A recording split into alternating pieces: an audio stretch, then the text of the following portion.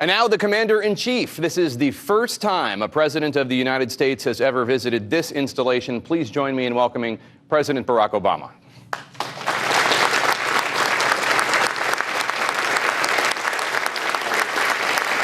Jake, How are you? good to see you. Good to see you, sir. Thanks for being here. Much. Appreciate it. It's a thrill. Please have a seat. Thank you. Thank you so much. Please be seated, everybody. I'm going to get to them in a sec. I have a few questions, national security issues that are in the news right this second.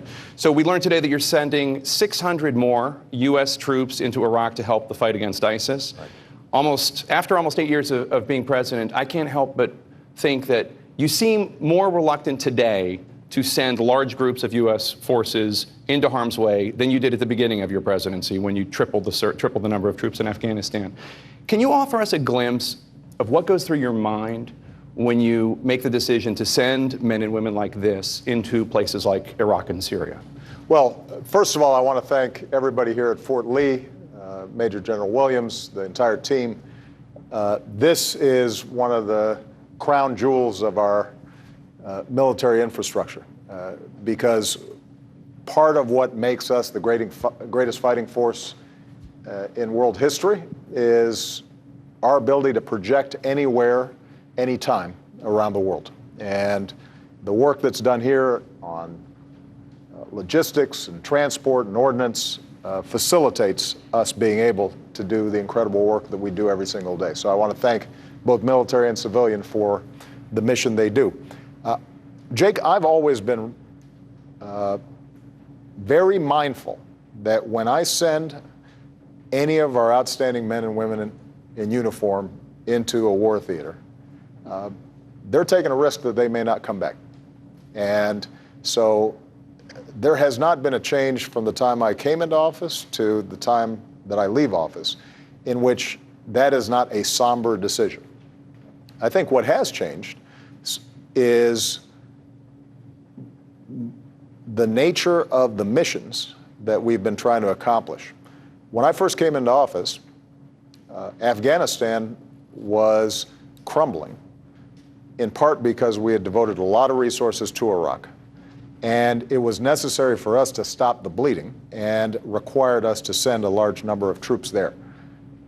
Once we stabilized and we were able to make sure that Afghan security forces were in the fight on their own, and we were able to transition into a advise and assist posture, then we were able to draw them back down, and we now have about 9,000 U.S. troops there, but we're not in the combat role.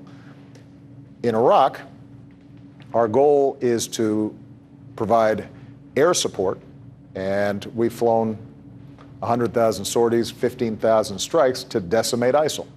But our job is not to provide the ground forces that is rolling back territory. That's the job of the Iraqis, where we provide training and assistance, logistical support. We do have some special forces operators where if we're targeting a high-value target or we're going after some key intelligence that's going to help us dismantle ISIL, they're going to be more forward-leaning.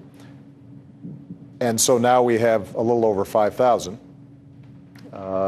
U.S. troops in Iraq, around 300 or so in Syria. But it's the nature of the role that has changed rather than how I assess it. I am always mindful that anytime our men and women in uniform are in war theater, there is risk. And although when I came into office, we had well over 100,000 U.S. troops, and now we have about 15,000 between Iraq and Afghanistan.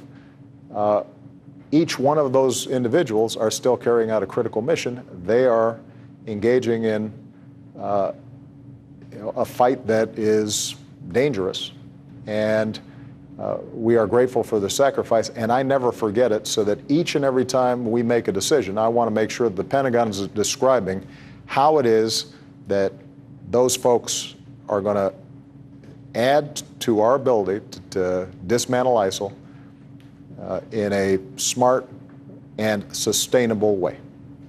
So keeping with that theme, let's move from Iraq to Syria.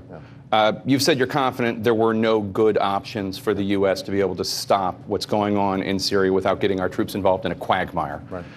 You've also recently said that you are haunted constantly by what's going on there, the nearly 500,000 killed, Right. The biggest refugee crisis since World War II.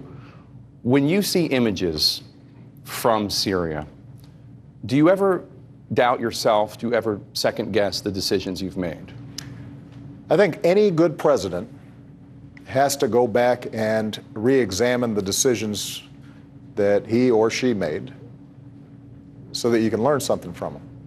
And there hasn't been probably a week that's gone by in which I haven't re-examined some of the underlying premises around how we're dealing with the situation in Syria and explored whether there are additional options that we haven't thought of. And that's not just an exercise I go through, that's an exercise we have our entire team go through. I'll sit in the Situation Room with my Secretary of Defense, the Chairman of the Joint Chiefs of Staff.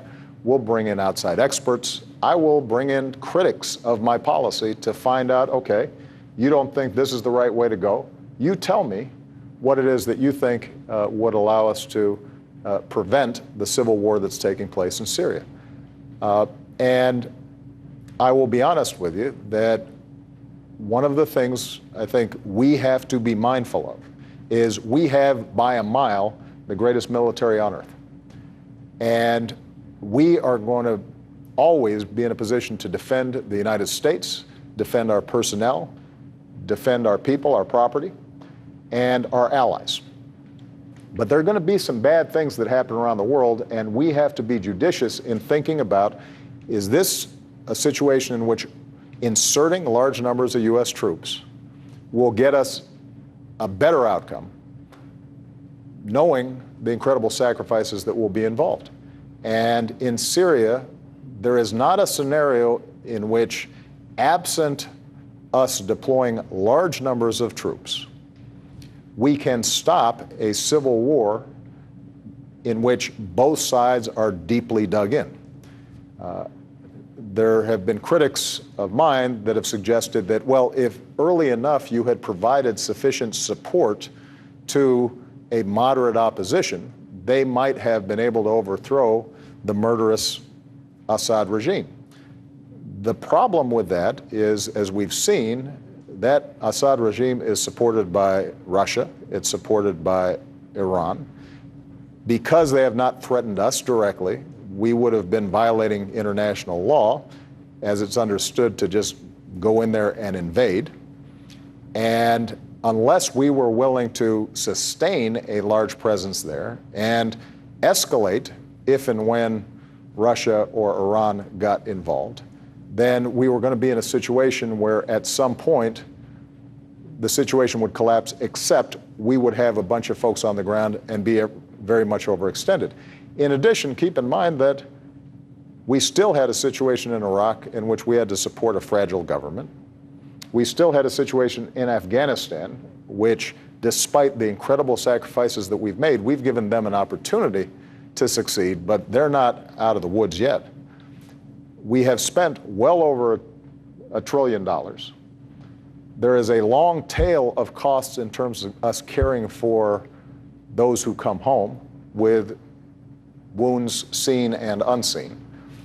And so it's in these situations where you have to make judgments about what is best for the national security interests of the United States, even though what you see is heartbreaking. And that's one of the most difficult decisions that you make as president. But historically, if you look at what happens to great nations, more often than not, they end up having problems because they are overextended, don't have a clear sense of what is their core interests and what are things that they'd like to help. And the key in Syria at this point is, unless we can get the parties involved to recognize that they are just burning their country to the ground and get it on a diplomatic and political track, frankly, there's going to be a limit to what we can do. We will try to mitigate the pain and suffering that those folks are undergoing. This is part of the reason why our approach to refugees, for example, has to be open-hearted, although also hard-headed to protect our homeland. But at the end of the day, there are going to be challenges around the world that happen that don't directly touch on our security, where we need to help lead, but just sending in more troops is not going to be the answer. I'd love to keep going, but this event is about the men and women around us, and I'd like to introduce you right now to Major Jonathan Yost. He's a chaplain here at Fort Lee. He serves in the West Virginia Air National Guard. Major.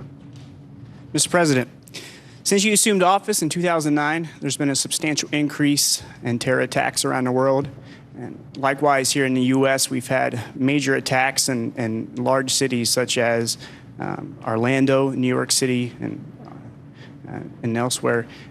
Sir, my question to you, are we doing anything now greater to combat Islamic jihadists? Well, I think that, first of all, it's important to recognize that if you look worldwide, the number of terrorist incidents have not substantially increased.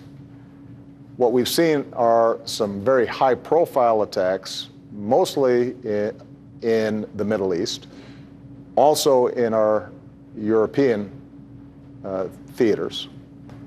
ISIL's emergence, obviously, has underscored the fact that even after we killed bin Laden, even after we dismantled al-Qaeda, which was the primary threat when I came into office, that the ideology of hatred and killing had metastasized.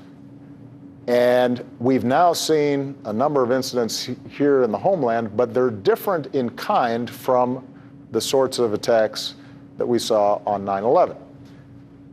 Part of what has happened is because of the outstanding work of our men and women in uniform and us dismantling al-Qaeda, partly because of hardening the homeland, the incredible ramp up of intelligence work that we do, the much more effective cooperation between law enforcement and the military, so that information sharing, for example, between the FBI and cities and law enforcement officials there is much improved. Because of the improvements we've made on aviation, it is much harder for terrorist organizations to carry out large-scale attacks.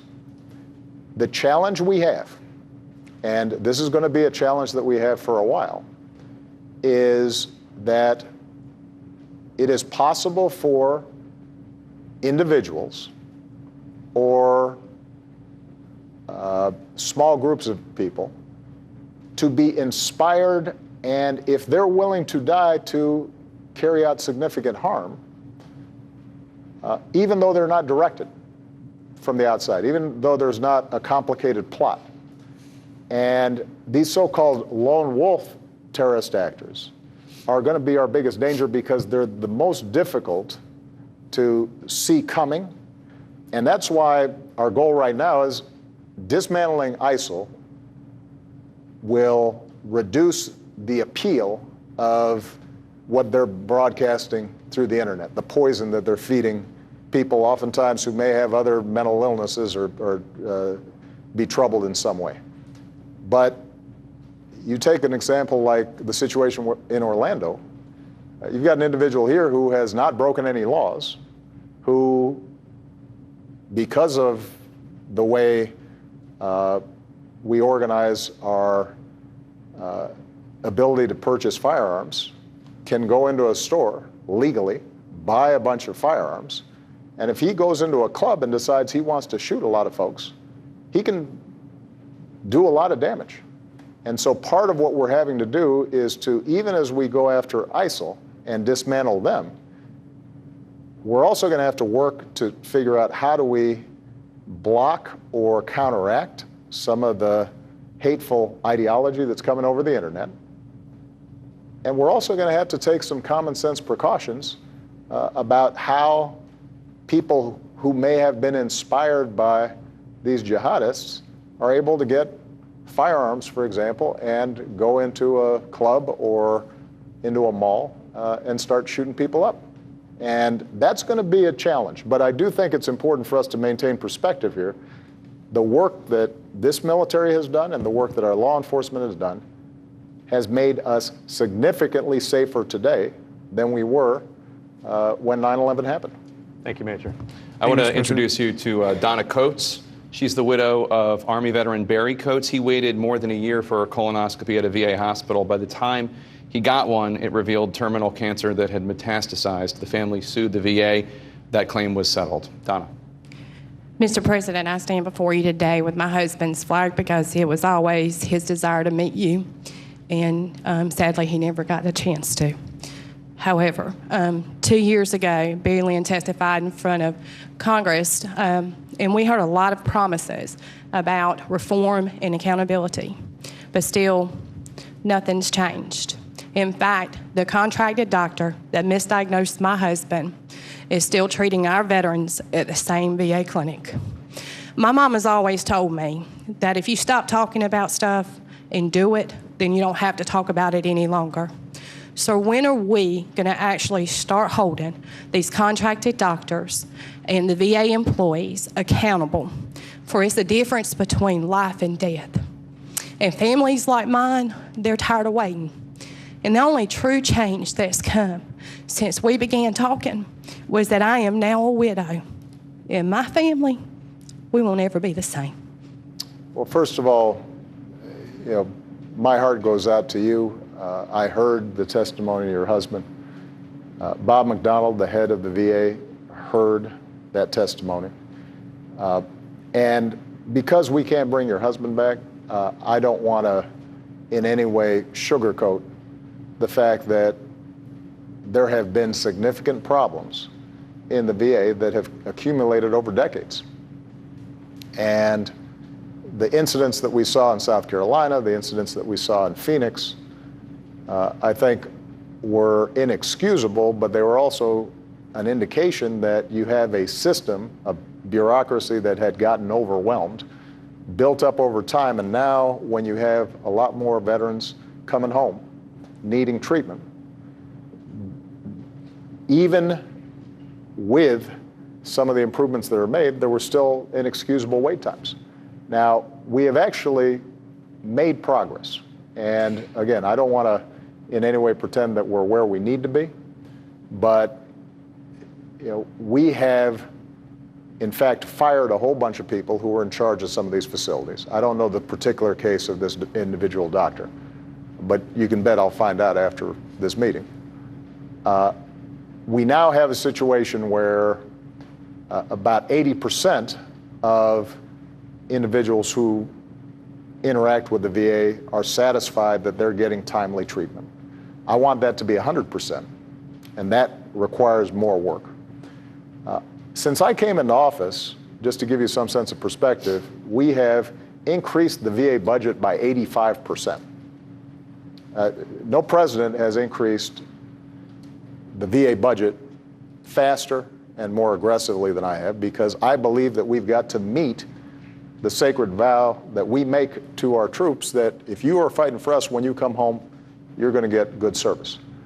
But it's not enough just for us to put more money into the system if the system itself is dysfunctional. So part of what was happening, and we're beginning to fix it, but we're not there yet, is in taking appointments, we were using old systems where somebody'd answer the phone, they'd write down, try to schedule it, then they'd hand it off to somebody who then input it into some old rickety computer, and then somebody'd print it out, and then it would get passed on to somebody else. And so the system itself was so antiquated, so old, that it was hugely inefficient. So we're having to rebuild information systems, intake systems.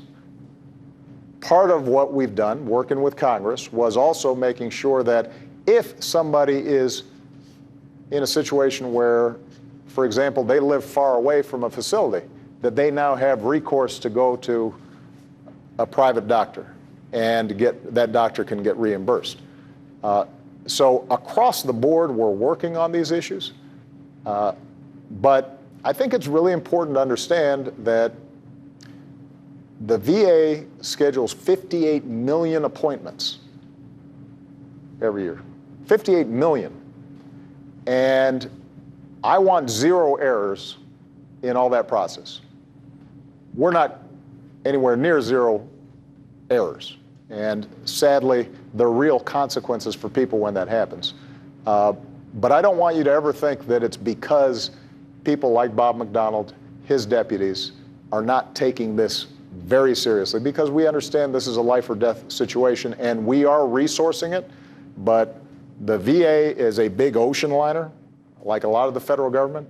And when you initiate changes, you're trying to steer it, and maybe you get it over on the right course, but you're not going to see fully the impact of all the changes we're making until a few years out. But I appreciate you sharing what I know is a heartbreaking situation. I promise you, it's not something that we ever stop thinking about.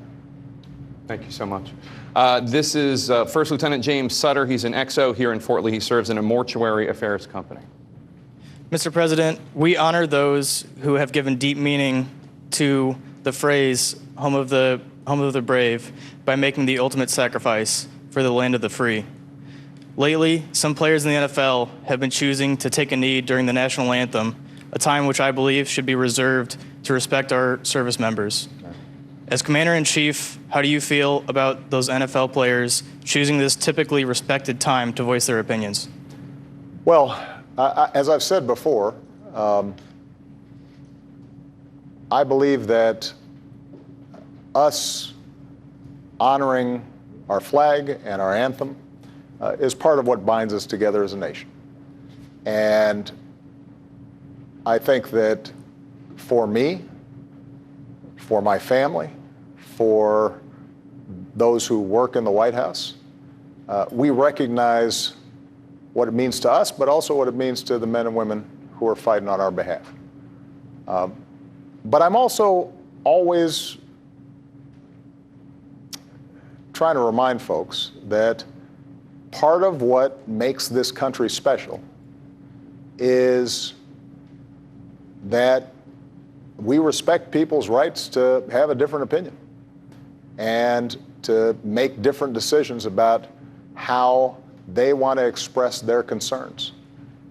And the test of our fidelity to our Constitution, to freedom of speech, to our Bill of Rights, is not when it's easy, but when it's hard. We fight sometimes so that people can do things that we disagree with. But that's what freedom means in this country. And so, my hope would be that as this debate surfaces, we're always reminding ourselves that in a democracy like ours, there are going to be a lot of folks who do stuff that we just don't agree with. But as long as they're doing it within the law, then we can voice our opinion objecting to it, but it's also their right. And I think that it's also important for us to recognize that sometimes out of these controversies, we start getting into a conversation, and I want everybody to listen to each other. So I want Mr. Kaepernick and others who are on a knee, I want them to listen to the pain that may cause somebody who, for example, had a spouse or a child who was killed in combat, and why it hurts them to see somebody not standing. But I also want people to think about the pain that he may be expressing about somebody who's lost a loved one that they think was unfairly shot. And one of the things I always say about American democracy is it can be frustrating, but it's the best system we got. And the only way that we make it work is to see each other, listen to each other, try to be respectful of each other, not just go into separate corners, And I do hope that anybody who's trying to express any political view of any sort understands that they do so under the blanket of protection of our men and women in uniform, and that appreciation of that sacrifice is never lost. Thank you, sir. Our next question comes from Tina Houchins. She's a Gold Star mother here in the Fort Lee community. Her 19-year-old son, Corporal Aaron Gautier, was killed in Baghdad in 2007. Hi, Mr. President. As a Gold Star mother, my son gave his life for acts of terrorism. Do you still believe that the acts of terrorism are done with a self-proclaimed Islamic religious motives? And if you do, why do you still refuse to use the term Islamic terrorist? Well, first of all, I want to thank your son, obviously, for his service. And, I spend a lot of time with Gold Star moms, as does Michelle. And it's always one of the most profound things we do in office is just spending time with families and hearing about not just the sacrifices, but also the incredible life and patriotism and talent that these men and women live their lives with. The truth of the matter is that this is an issue that has been sort of manufactured, because there is no doubt, and I've said repeatedly, that where we see terrorist organizations like Al-Qaeda or ISIL, they have perverted and distorted and tried to claim the mantle of Islam for an excuse for basically barbarism and death. These are people who kill children, kill Muslims, take sex slaves. There's no religious rationale that would justify in any way any of the things that they do. But what I have been careful about when I describe these issues is to make sure that we do not lump these murderers into the billion Muslims that exist around the world, including in this country, who are peaceful, who are responsible, who in this country are our fellow troops and police officers and firefighters and teachers and neighbors and friends. And what I learned from listening to some of these Muslim families, both in the United States and overseas, is that when you start calling these organizations Islamic terrorists, the way it's heard, the way it's received by our friends and allies around the world is that somehow Islam is terroristic. And that then makes them feel as if they're under attack. In some cases, it makes it harder for us to get their cooperation in fighting terrorism. So, do I think that if somebody uses the phrase Islamic terrorism, that it's a huge deal? No. There's no doubt that these folks think that and claim that they're speaking for Islam. But I don't want to validate what they do.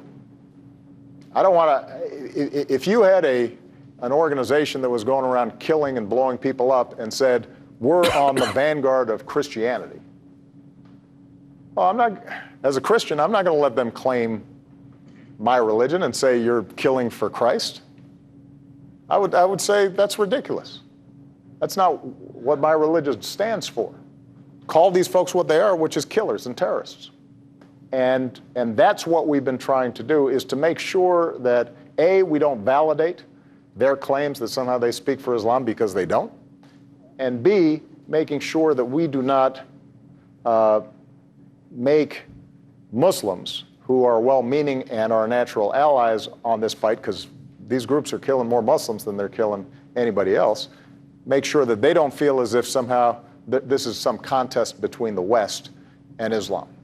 And you know, I think that, I'll just be honest with you, the dangers where we get loose in this language, particularly when a president or people aspiring to become president get loose with this language. You can see in some of the language that in talking about Muslim Americans here, and the notion that somehow we'd start having religious tests in who can come in the country and who's investigated and whether the Bill of Rights applies to them in the same way.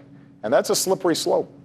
And the way we're going to win this battle is not by betraying our ideals. It's by making sure that we hold true to our ideals.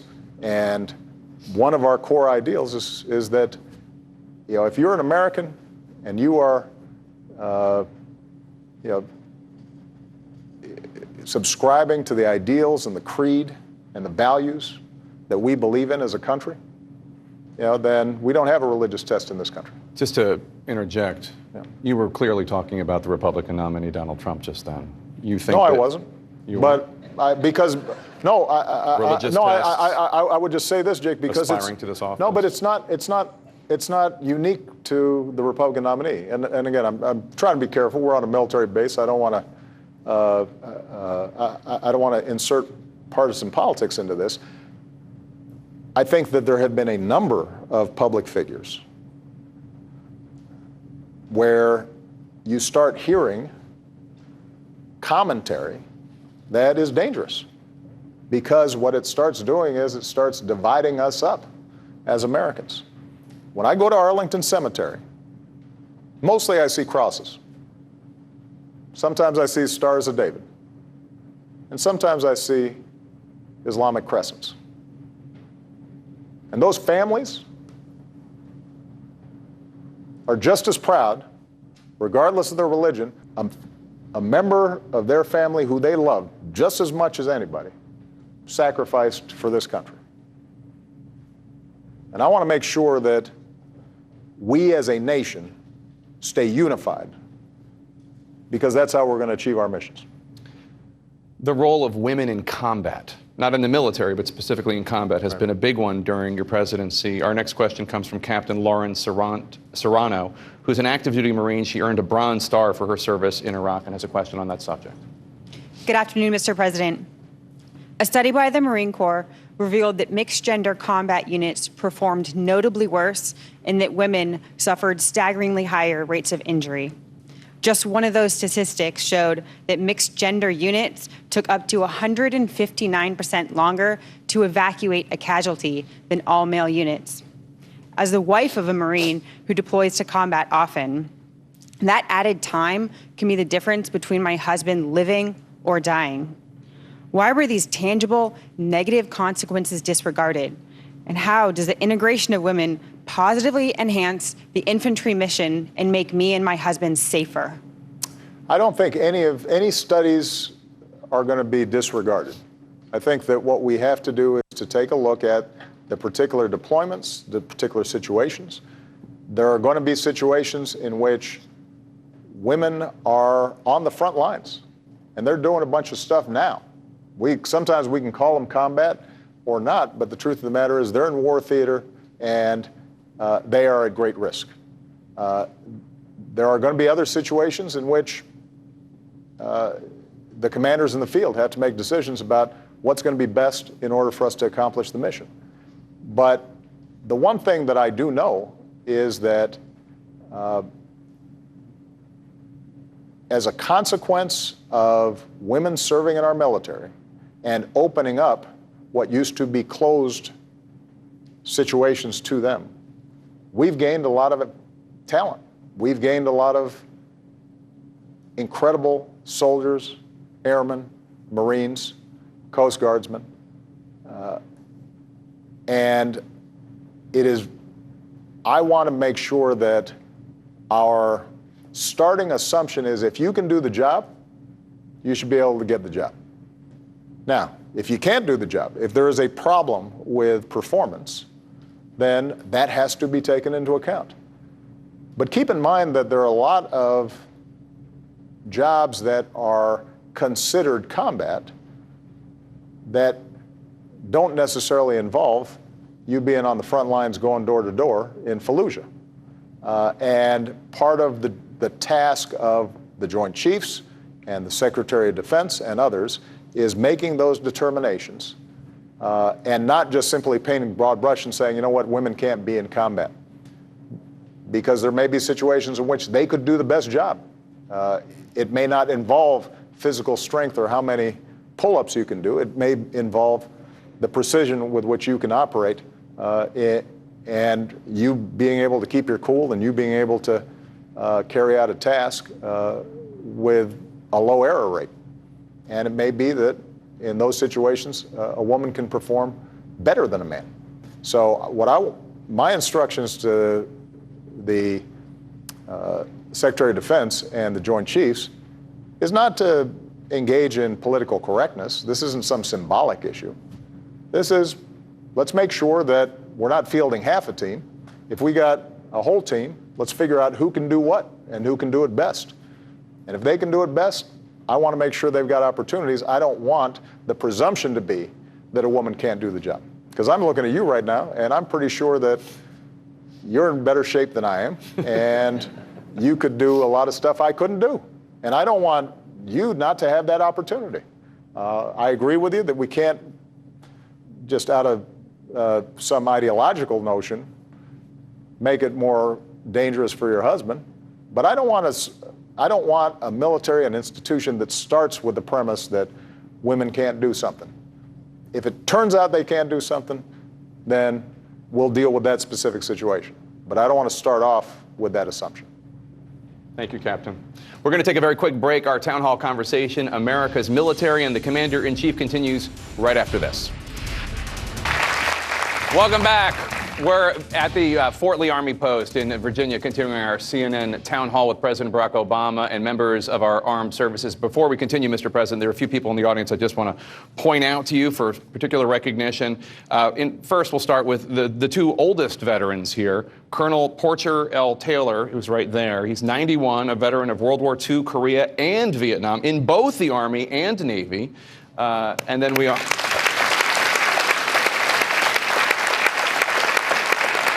To my left, we have Staff Sergeant Millie Dunn-Vesey, who served in the Women's Army Corps during World War II. She is, believe it or not, 98 years old. I don't believe it. No, I don't believe it either. I don't believe it. You recognized already retired Army Captain Florent Groberg, who tackled a suicide bomber in Afghanistan, sustained serious injuries, but saved many lives. He received the Medal of Honor from you last year, Mr. President, for his bravery. We'll honor him. And then, of course, I'd be remiss if I didn't thank our host. We have Major General Darrell K. Williams. He's the Commanding General of the U.S. Army Combined Armed Support Command and Fort Lee. For those of you watching at home, this is a guy in charge. Thank you so much for your hospitality. I want to get back to the men and women, but I have one quick question for you. Congress has done something today that they have never done to you before. You vetoed a bill that would have allowed 9/11 families to sue Saudi Arabia. They today overrode your veto. That has never happened to you before. Your reaction? Well, I think it was a mistake. And I understand why it happened. Obviously, all of us still carry the scars and trauma of 9/11. Nobody more than this 9/11 generation that's fought on our behalf in the aftermath of 9/11. And, those families deserve support and they deserve resources. That's why we set up a victims compensation fund, and on average, families received about $2 million each. But what this legislation did was it said if a private citizen believes that having been victimized by terrorism, that another country didn't do enough to stop one of its citizens, for example, in engaging in terrorism, then they can file a personal lawsuit, a private lawsuit in court. And the problem with that is that if we eliminate this notion of sovereign immunity, then our men and women in uniform around the world could potentially start seeing ourselves subject to reciprocal laws, right? So if you have a situation where we're doing disaster relief in the Philippines or or Haiti, and a traffic accident happens where tragically a citizen of that country is killed. If they pass the same kind of legislation that we just passed, now potentially that family in that country could start suing the United States. They might say, we're going to take jurisdiction over that individual. We set up what are called status of forces agreements so that when we deploy, our people are not vulnerable to these kinds of private lawsuits. And other countries agree to do that, but mainly because we reciprocate with them. And the concern that I've had has nothing to do with Saudi Arabia per se or my sympathy for 9/11 families. It has to do with me not wanting a situation in which we're suddenly exposed to liabilities for all the work that we're doing all around the world. And suddenly finding ourselves subject to the private lawsuits in courts where we don't even know exactly whether they're on the up and up in some cases. So this is it's a dangerous precedent, and it's an example of why sometimes you have to do what's hard. And frankly, I wish Congress here had done what's hard. I didn't expect it, because voting, if you're perceived as voting against 9/11 families right before an election, not surprisingly, that's a hard vote for people to take. But it would have been the right thing to do. I'm concerned, and this is not just my concern. General Dunford, chairman of the Joint Chiefs, said this is a bad idea. Secretary of Defense said it was a bad idea. And then we found out some of the people who voted for it said, frankly, we didn't know what was in it. And there was no debate of it. And it was basically a political vote. I understand that, but my job as Commander-in-Chief is to make sure that we're looking ahead at how this is going to impact our overall mission. Because what this also means is, this time in Saudi Arabia, but let's say that there's a terrorist who comes here from Great Britain, our closest ally, we do all kinds of work with them to prevent terrorism, but they've got some people, like they're radicals who are living in our country, who may be British citizens. They come here, they carry out something. Now, under this legislation, somebody who had been harmed by that terrorist could sue the British government and start asking for all kinds of documents and sending in a bunch of trial lawyers. And by the way, last point I'd make, if we know that a country was helping a terrorist, then we call them a state sponsor of terrorism.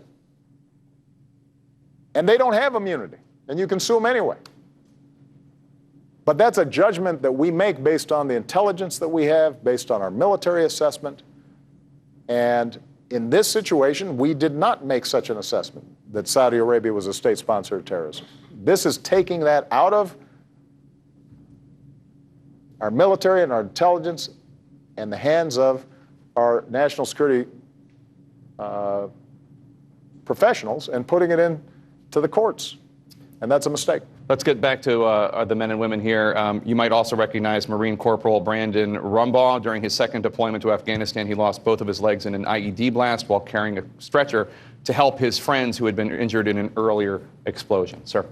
First, I want to start by thanking you for being here today to address some of the needs of our veterans all over the country.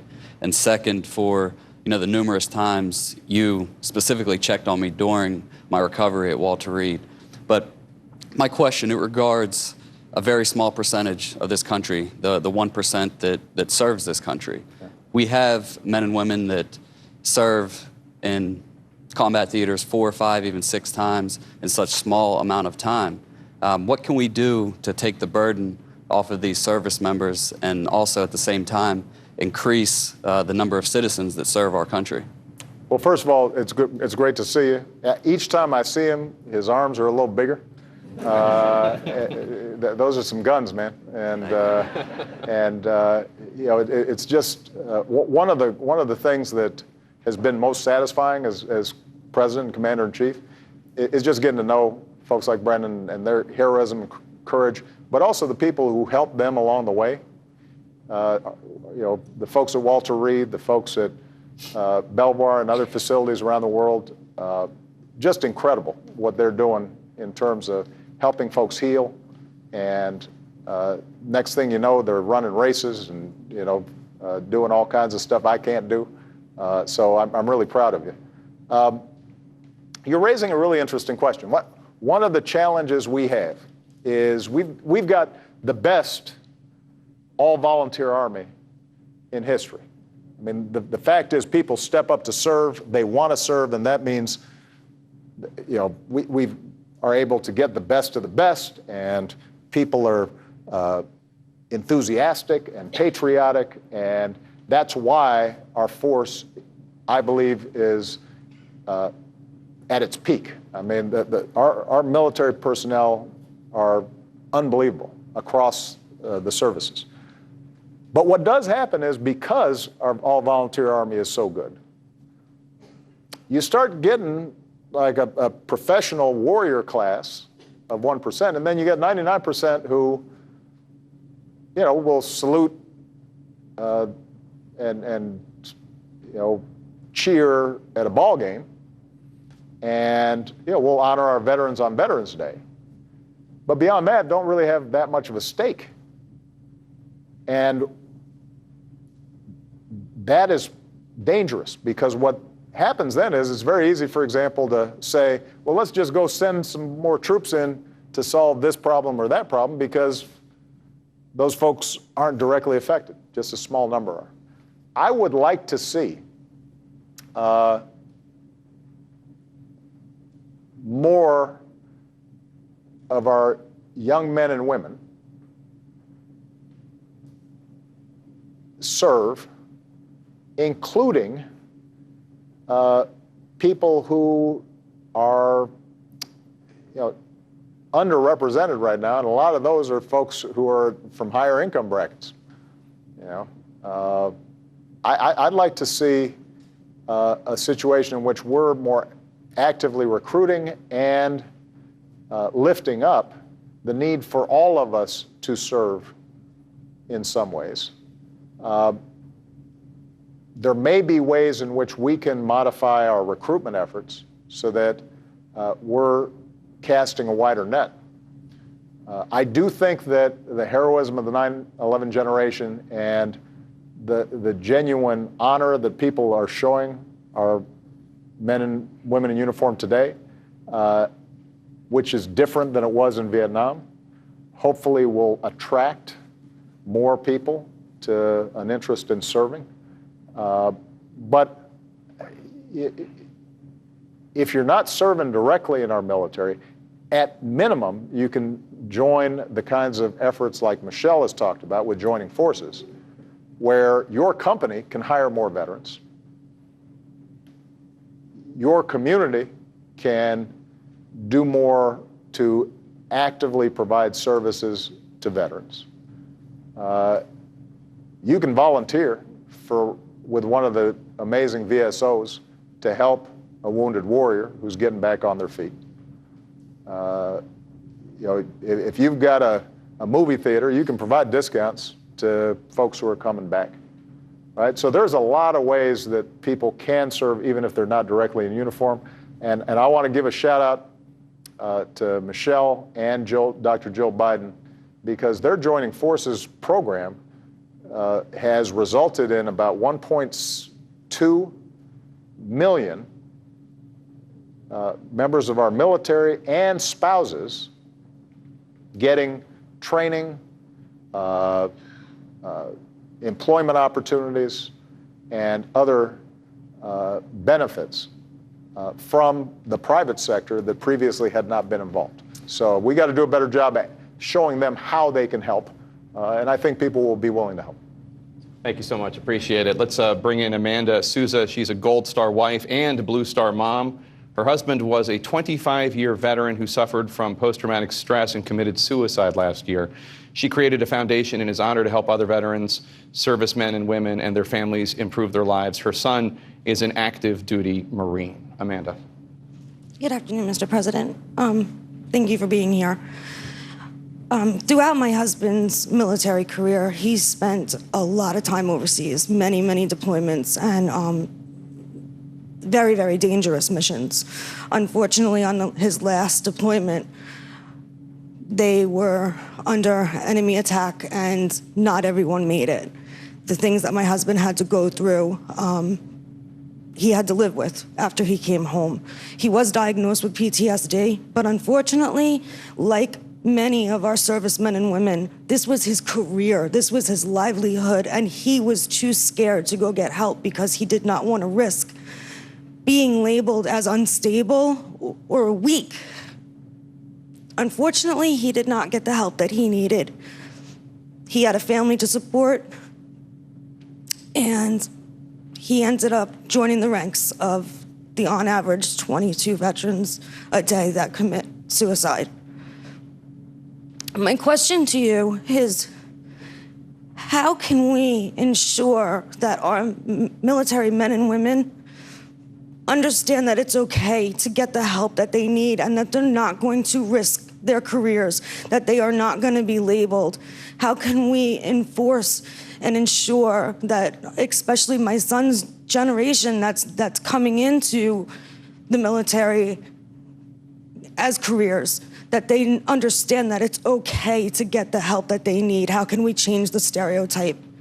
Well, first of all, I just want to thank you so much for sharing your story, creating your organization, because this is something we just have to talk about more. And I honor your husband's service, and I thank your son for his service. And I thank you for your service, because you're serving along with him. And you know, sometimes the weight of battle comes home. And we see this all across our veteran populations. 2 points I'd make.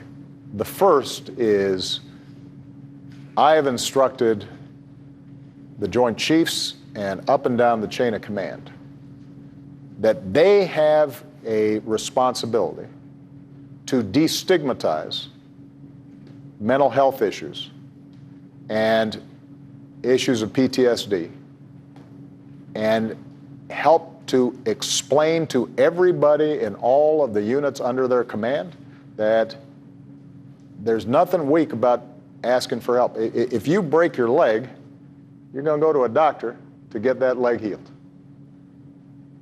If, as a consequence of the extraordinary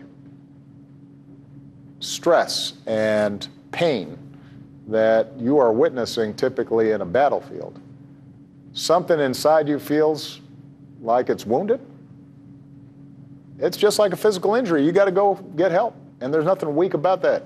That's strong, and that is what will allow you then to continue with your service, and there shouldn't be a stigma against it. And so we've tried to do that. I mean, I've done PSAs myself about it. We've had events in the White House to emphasize this. We've worked with Congress to try to amplify that message. But ultimately, that has to pervade the culture of our military. There's no weakness in asking for help. Now, you also have to back it up with resources. So this brings me to my second point. We have increased the funding for mental health services since I've been president by about 75%. We've increased the number of mental health providers by about 42%. And part of what we're trying to do is start early by embedding, in some cases, clinicians, people who can help, in the units in theater. not just when they get back home, so that when something happens, you're able right away, in addition to going to a chaplain or somebody to help you process it. You know, you're not waiting for it to fester or in some cases self-medicate, which obviously causes problems as well. So we're putting money behind this. We are hiring more mental health professionals. But the fact that there's still 20 a day who are feeling hopeless means that we've got to do more. And anybody who's watching right now, if you call the Veterans Helpline, there's going to be somebody there to answer. And unfortunately, the vast majority of the 20 that you're talking about are not people who are receiving services. I'll just tell you one last quick story. One of the most moving moments of my presidency, I get 10 letters a day from people who write me letters. And I got a letter from a woman whose husband was going through this, and she loved him so much, he was such a patriot, but she was scared that he was going to do something to himself. And she asked, was there something that I, as Commander-in-Chief, could do? And the letter was moving to me, and so I do what I often do with these letters. I contacted the VA and said, can you contact this family and this guy? I had forgotten about it, and then 3 years later, at a White House tour where I'm shaking hands with somebody, beautiful family, husband, wife, 3 gorgeous kids, and as I'm going down the line shaking hands and I get to this family, the guy says, sir, I just want to thank you for saving my life. And I said, what do you mean? He said, well, my wife wrote a letter, and as a consequence, somebody at the VA actively contacted me, and I started getting help, and that's why I'm here with my little kids here. So intervention can work. And I think part of what we also have to do is make sure that the families recognize some of the signs. And in some cases, you may need to help that individual get help. And that's hard to do because folks are proud, but it's something that I think we all have to be thinking about, because we're putting folks under such strain, and it adds up no matter how tough you are. But God bless you. Thank you for everything that you've done. Thank you. To help lift this story up. Mr. President, let's turn to Colonel Adam Butler, who's the Fort Lee Garrison commander. He has served more than 30 years in the Army. He just got back from Afghanistan. Good afternoon, Mr. President. Sir, I've served twice in Iraq in areas that were recently later occupied by ISIL. I've also recently redeployed from Afghanistan. My question to you, Mr. President, is what do we need to do to ensure the gains made in Afghanistan don't meet similar fate as they did in Iraq, particularly as it's related to ISIL occupation? Well, the situation in Afghanistan is a little bit different from Iraq, obviously, because the dominant fighting force against the government in Afghanistan is the Taliban, who are not only not affiliated with ISIL right now, but in some cases are fighting ISIL for control of territory. The key thing that we're doing in Afghanistan is twofold. One is continuing to train, assist, support, build up capacity for the Afghan security forces. And they are fighting. They're still fighting the Taliban. They're not where they need to be as a fighting force yet, but they're getting better because of the support that we provide them. And this is why I have maintained a certain troop level there until I feel confident that they can walk and then ultimately run. But they're not quite there yet. And it's important for us to maintain that support and to continue to get other countries working with us as part of the coalition to provide them support. The second thing we're doing is we are maintaining a CT platform in Afghanistan, because we don't want ISIL or Al-Qaeda or anybody coming back and creating a platform whereby they can attack the homeland. And in order for us to have a counterterrorism platform there, which gathers intelligence, allows us to monitor activities, we have to have a certain number of troops just to protect that platform. So those are our two core missions right now.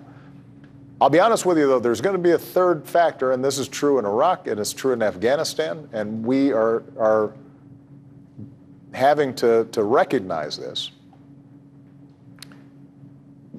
Those governments also have to be responsive to people, and they have to work to eliminate corruption. And their leadership has to say, we're not going to treat Sunnis differently than Shia or Kurd or whatever ethnic groups are in these countries. And we're going to actually provide education to kids, including girls, not just boys.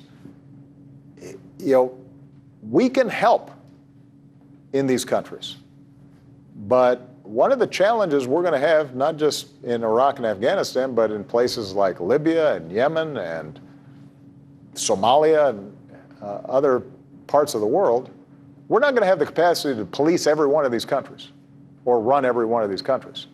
And at a certain point, our goal has to be, we'll be your partner, but you guys have to take responsibility, not just for the security situation, but also creating an environment in which radicalism and extremism is not the best option or the preferred option for young men.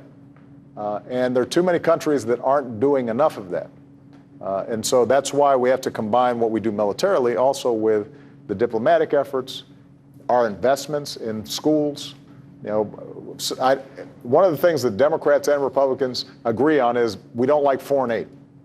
If you take a poll, the thing people hate most is the idea, well, why are we sending money to other countries to help when we got so many things to do here at home? But part of what we have to start understanding is if we can help build some schools and teach kids a better way of doing things and create jobs and improve the productivity of a farmer, that's part of our national security agenda. And we can't think of that separately from our military agenda because we'll never have enough troops. We'll never have a big enough budget to be able to simply govern and police every one of these countries around the world. Thank you for your service. Our final question comes from William Butcher. He retired as a colonel in the Army after 30 years of service in countries like Afghanistan, Iraq, and Kosovo. Sir. Mr. President, you've acknowledged it here today. Our military continues to be a great place for young men and women to gain a skill, have life experience, and serve proudly in our nation. What would you say and what advice would you give to Malia and Sasha if they approached you with an expressed interest in serving in our military? I'd say go for it. I will tell you, look, I signed up for selective service when I was 18. The Vietnam War had just wound down. There weren't any active wars. We hadn't been under attack, and so I took a different course, and I didn't end up serving in our military. And then during the course of my work as an adult, and eventually first as a state senator, then a U.S. senator, and finally as president, I started having a lot of interactions with our military and our veterans. And I cannot tell you how incredibly proud I am of our military as an institution. There's a reason why it's held in the highest esteem of any institution in our country at a time when people are cynical of just about everything. And the reason is that the quality of the people who are serving right now, meet 20-year-olds who are, and 23-year-olds and 25-year-olds who are in charge of life and death decisions and maintaining $100 million pieces of equipment and taking on responsibilities that their peers who are still going to keg parties couldn't even imagine. And Michelle and I, we always talk about this, just how incredibly impressed we are with the quality of young people, the training they're receiving, the discipline they're receiving, the patriotism that they're expressing in our military. And so if Malia and Sasha decided that that was an avenue that they wanted to take, I would be proud of them. Now, I'd be lying if I said I wouldn't sometimes get nervous about possible deployments. You know, your kids are your kids, and you know, you want to keep them tucked in their pajamas for the rest of their lives if you had a chance. But I'd be proud to have them serve, and I think every parent who's seen their children enter the military are proud. It's interesting, we have a number of members of my staff in the White House who themselves didn't serve, and their children now are serving. And they were nervous about it initially, and are now seeing the way their characters of their children are being shaped. It's terrific. And if you think about how our military is handled, a lot of social issues. You know, our military is not perfect, but it's handled race issues, for example, better than most other institutions. It's more integrated and provides greater opportunity to a more diverse set of people. I know that the issue of don't ask, don't tell was controversial, but once the order came down, military executed, and now we've got people who, regardless of who they love, are serving their country and doing a great job, and our military does it and does it right. So there's a lot to be proud of. We've got work to do. We got to make sure that funding for our military doesn't dip. There's this whole thing called sequestration that Congress has been dealing with sometimes, where just arbitrary cuts could potentially affect readiness and modernization plans. I'll be honest with you, when it comes to military budgets, sometimes members of Congress are very protective of programs that the Pentagon says we don't need anymore. And that then takes billions of dollars away from resources that we could be putting into the health of the force and quality of life and child care and things that our military families need, and that's kind of frustrating. Overall, though, when I hear anybody saying America's somehow weaker now than it used to be, blah, blah, it's nonsense. This is the greatest military on earth. Nobody even comes close. Our personnel are better and better trained and more focused and exhibit excellence every day. And we need to take great pride, but we also need to cherish it, not be careless with it. And my hope is that my successor and any one of my successors in the future always understands this is something you don't take lightly. And if you're going to deploy our military, make sure you're doing it for a mission they can achieve, that they're properly resourced, the mission's clear, and that we're going to take care of our folks when they come back home. But thank you very much, all of you, for the outstanding work you do each and every day. And Mr. President, thank you very much for your time. We really appreciate it. I also want to thank all the members of the military, active and former, and their families who took part tonight, and all the people from Fort Lee who made us feel welcome. Of course, we thank them all for their service and their sacrifice. CNN Tonight continues right now. Fantastic.